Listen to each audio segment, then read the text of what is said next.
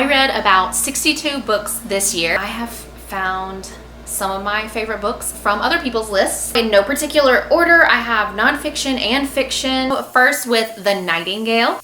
I had read one of her other books. When I was at my aunt's house, she had The Nightingale, and it is set in World War II, and so I really like that anyway. But I have gotten to the point where I've read so many that, especially if it's a novel and not like a true story, then I am kind of over it sometimes. But this one was actually really good. I liked it. It was well done. It has 295,000 reviews, so I did not know this when I read it. That is insane. And it's like 4.7 stars. So it's not just me saying this, but I didn't realize that. It's set in France. Oh, it's number 7 on the Amazon charts this week. So the other one I had read was The Great Alone, and it was about a family moving to Alaska. So I do recommend that one as well, but I think this one's better. Oh my goodness, on Goodreads it has 4.6 stars, 1,269,624 ratings. Whoa, holy cow. Okay. Oh, is this a movie now? That's probably why. And Reese's book Club. Okay. Still a good read. Something to Live For, and this is the one that I did not remember, and usually I only put a book on the list if I'm like, no, I remember like distinctly how I felt when I read it, or a specific moment in it, or something that was amazing about it. It looks like there are several books with this title. So Something to Live For by Richard Roeper. It only has a little over 4 stars, but 1,800 reviews. So maybe you haven't read this one, but I thought it was really cute. Oh, previously published as How Not to Die Alone.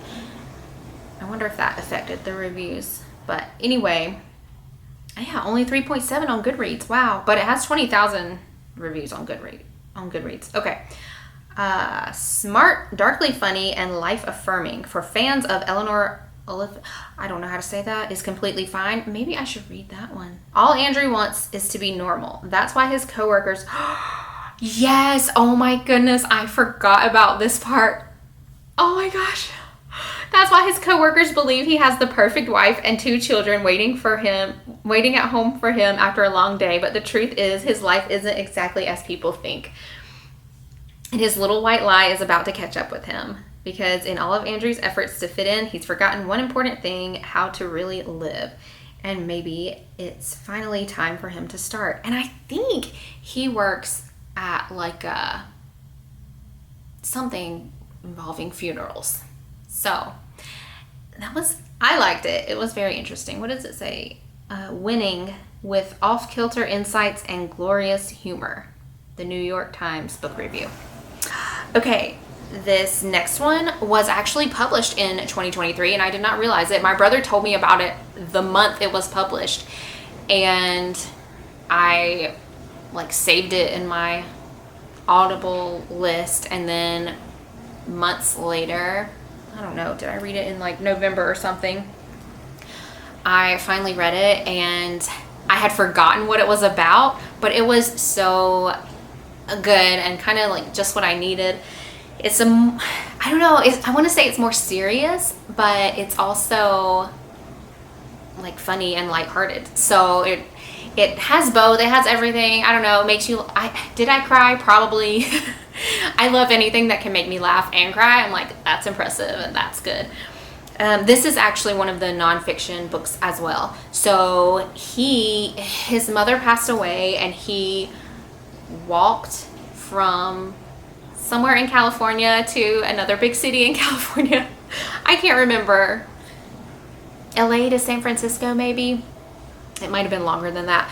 But anyway, it's just fun and interesting. It's unique. And so I really liked it, enjoyed it.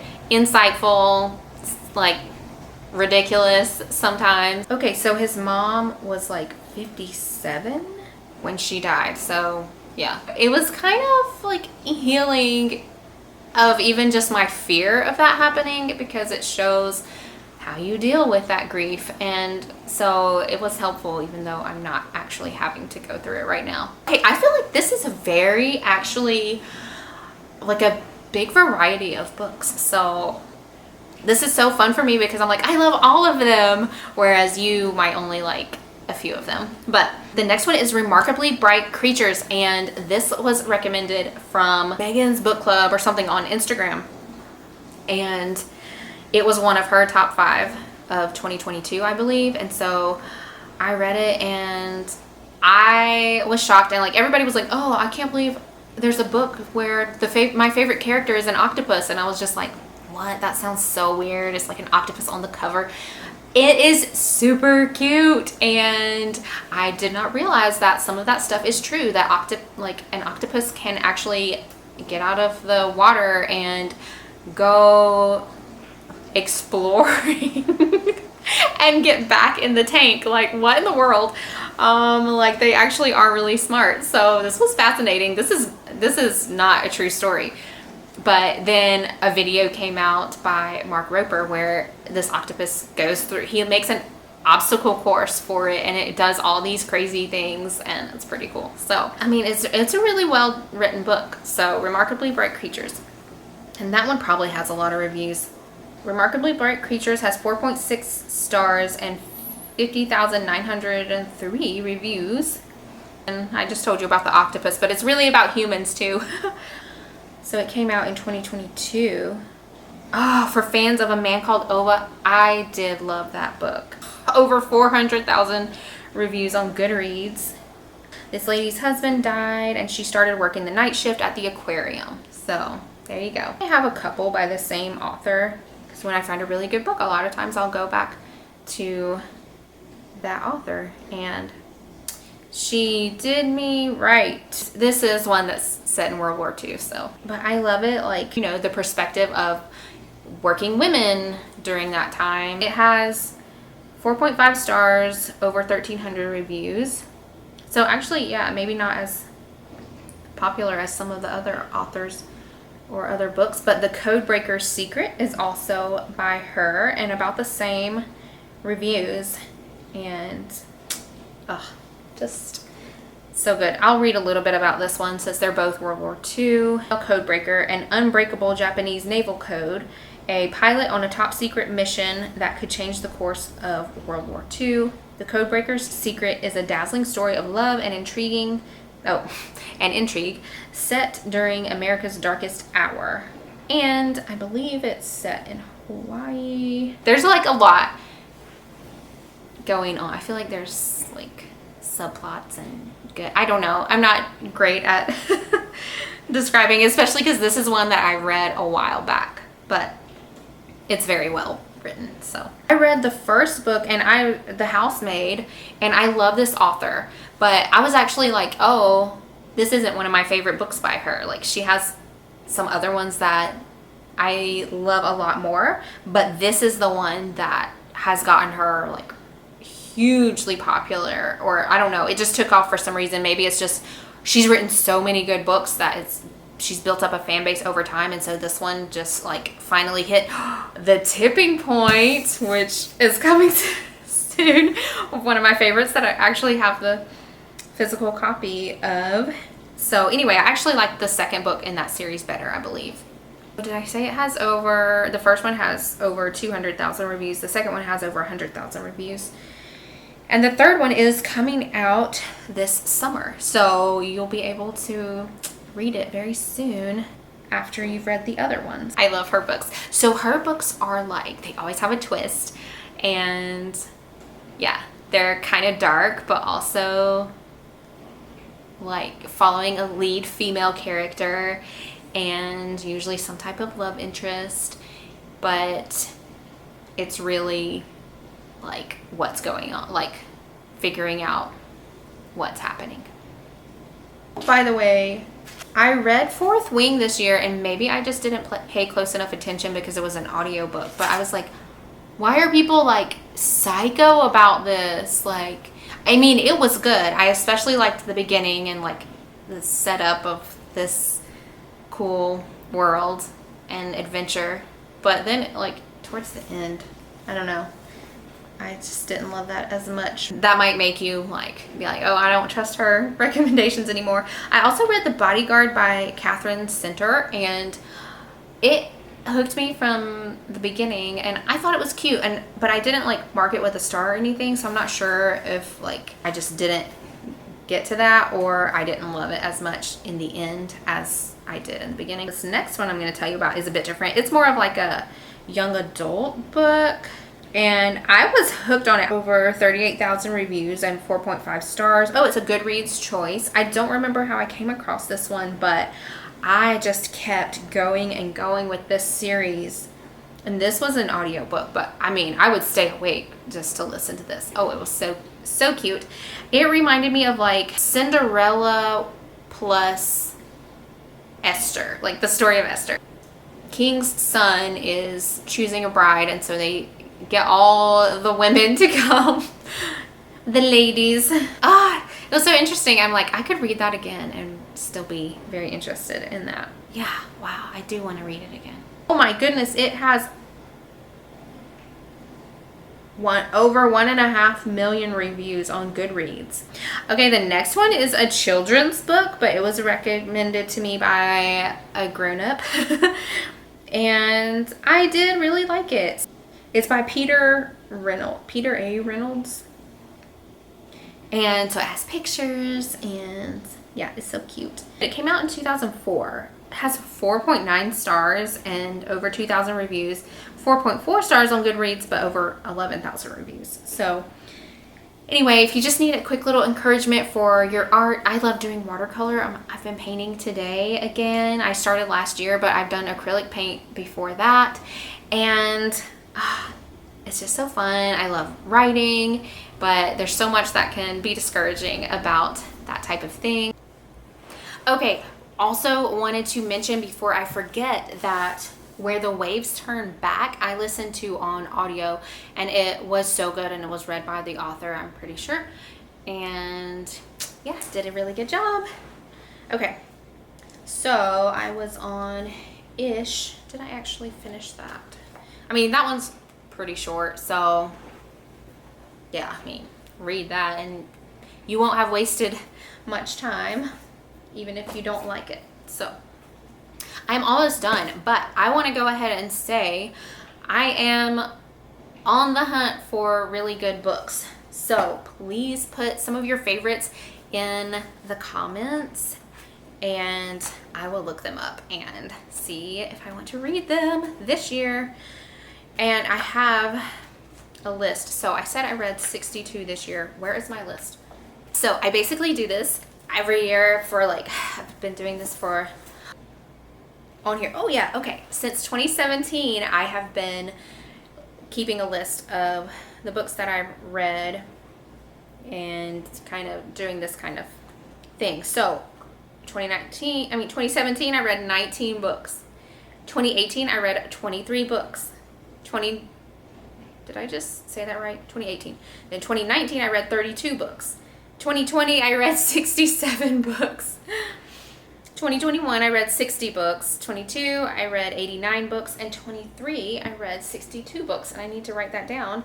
So, that's probably why I'm reading a lot more terrible books, because I'm reading a lot more. So, I'm trying to read a lot more, but have a lot more of them be really, really good.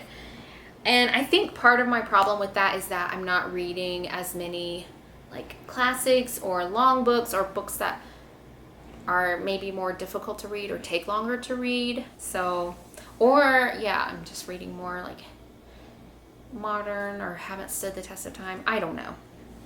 So I have a list of 2, 3, 4, 5, 6, 7,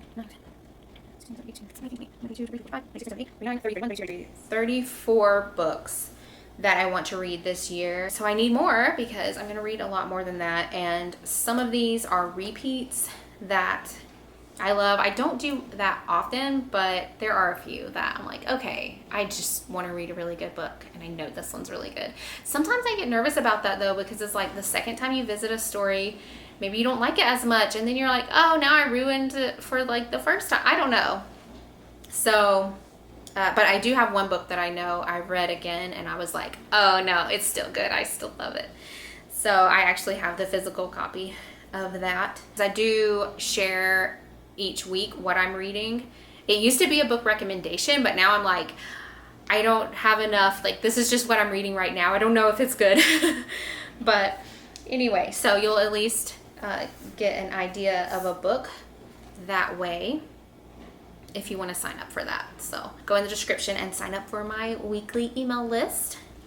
The Sunday fun. I can also, if you're interested, let me know and I can make a video of how I keep track of my books, which I know like everyone it seems has Goodreads and can do that. I do also just like paper and pen and not being on my phone or electronics all the time. I'm like, I'm on it enough with video editing, photo editing, and just watching videos and checking email and stuff. So I don't need anything extra. But I do appreciate Goodreads because it has reviews, and so that can be helpful, even though I mostly use Amazon reviews still. But it has been really helpful for me to track the number of books I read and to track them throughout the year.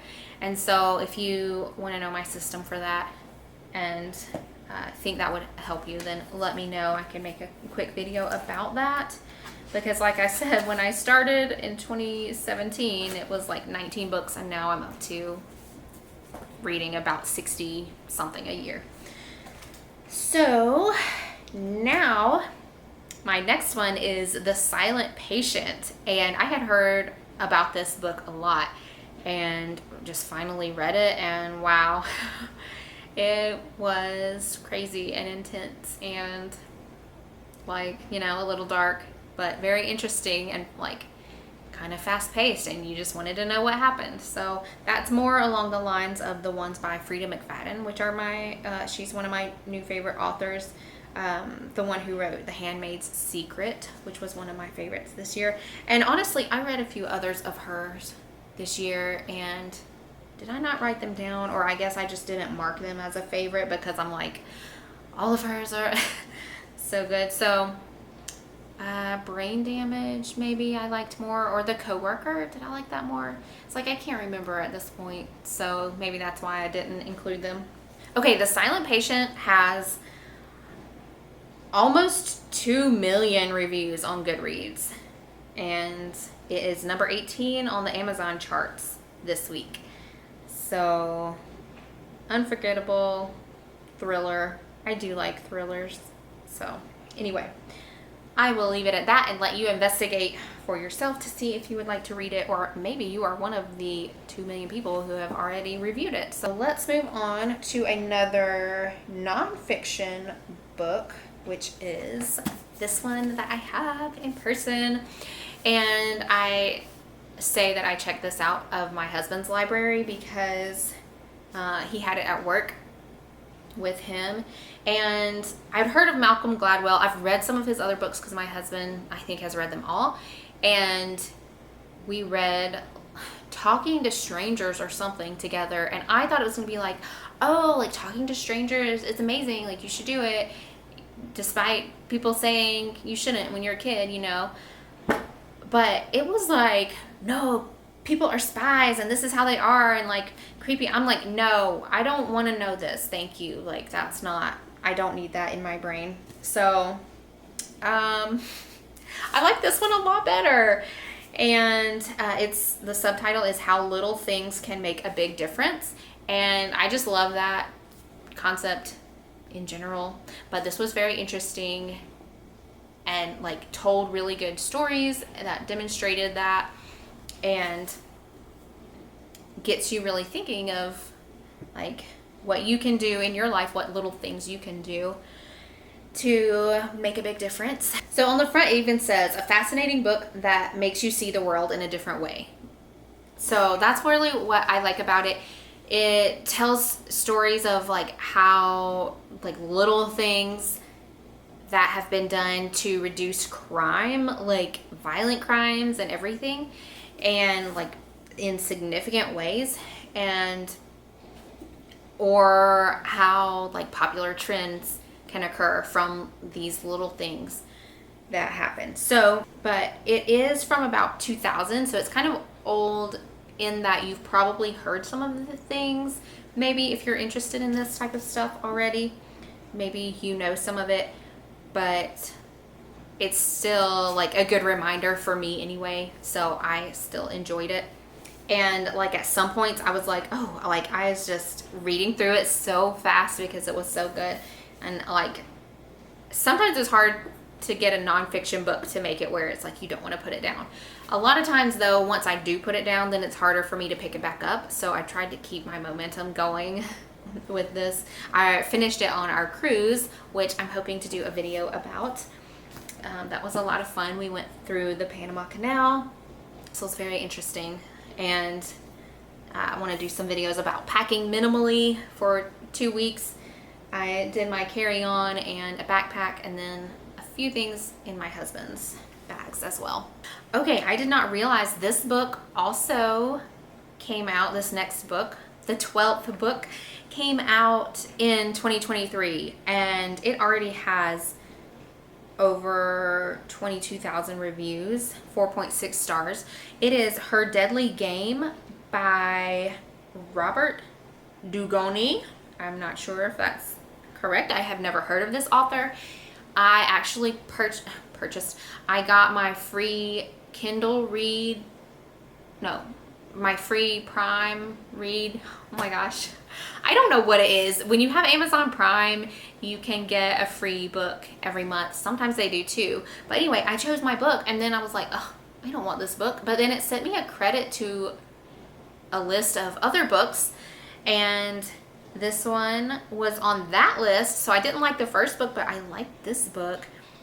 Like, really surprised that I liked this one. Like, it's really good. I just had the idea to read a 1-star review because I think that's really interesting and entertaining, and it can make you feel better about yourself. My friend just sent me a little thing on Instagram that was like, whenever I'm feeling bad, I just remember this 1-star review of Pride and Prejudice, and it was like, disappointing. This book was just basically people going over to each other's houses. So anyway, I thought this could be fun. Oh, and I'm gonna make sure it doesn't have like big spoilers or something. So basically it is set in Seattle. This is Her Deadly Game, and the lawyer is having like her first big case, so it's courtroom. I love it. It was just so good. But I will let this description say it now. Robert Dugoni, apparently he has a lot of fans. Like, I never heard of him, but 1-star reviews are usually like just funny and ridiculous. So,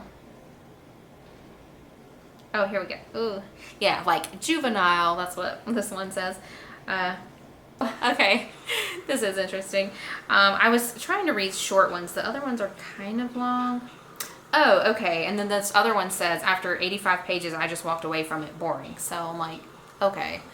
But also, I used to not be okay with not finishing a book, especially because Emma became one of my favorite books by Jane Austen. And I like didn't start liking it until chapter 13. So that's kind of crazy. I might read a couple of these. There are only 3 1-star reviews of this book. Suzanne King said, predictable, disappointing, and written by a male trying to speak female. Yes, that's so funny. Go elsewhere for a good read, not worth the time. Which I disagree, but you know. And then another person, don't understand all the great reviews. Oh, this person says they do like this author though. I didn't enjoy this one. Oh my God. Is this gonna say something about me? Okay. Busy Bee. Oh, that's hilarious. It's busy like Lizzie, but anyway, Busy Bee. That's hilarious. I like that name. Okay, let's read this review. Disappointed. I didn't enjoy this one. The family was too dysfunctional and that was too much. They stayed together, but too much for me. I'll tell you about a dysfunctional family that stresses me out. The TV show The Bear, but I can't stop watching it because it's so good. But that definitely has lots of swearing, and do not watch it with children. Okay, you've been warned. But also, I need to find that episode. That is amazing, and I wonder if you could watch it out of context. I think you could, and just like a high level environment. It's like one of the top kitchens. Oh my God. I wish I could talk and explain myself better. This is why I write, because I can do that much better in writing.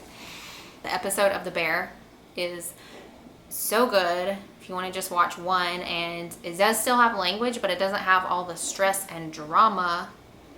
I understand I don't like books that other people like, and I love books that other people don't like. So that's why I kind of do want to start sharing more of like the 1-star review. So let me know if you're interested in that, or if it really drives you crazy and you want me to not do that ever again.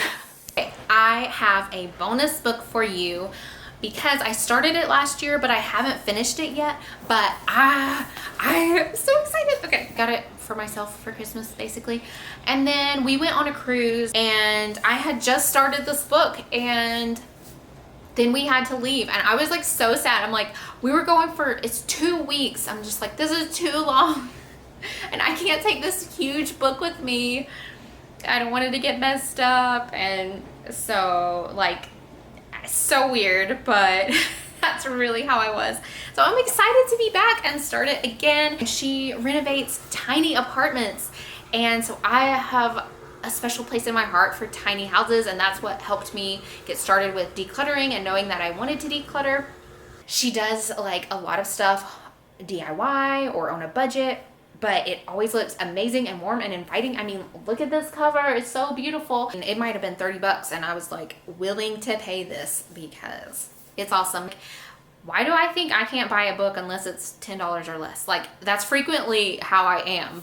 I mean, this also, I know the work that goes into a book, and this has beautiful images throughout, and it's just so inspiring and pretty, and I love it. And it's not on a screen, so it's very peaceful, and you can really stay focused. Oh, and I loved it. I mean, from the first page, it like tells her story of how she got started, and oh my gosh, I'm just like, I love her even more. So read the introduction, like she's super cute. So I will link to this book in the description, and actually I'll link to all of them. This is by Alexandra Gater, so you can also look her up on YouTube. I'll try to link to one of her videos, but it's just so fun to watch. It's kind of addicting. Okay, so don't forget to tell me your favorites, and if you enjoyed this and are interested in tips for simplifying life at home, then I would love for you to subscribe so that you can see my other videos and hopefully enjoy those and learn from those too.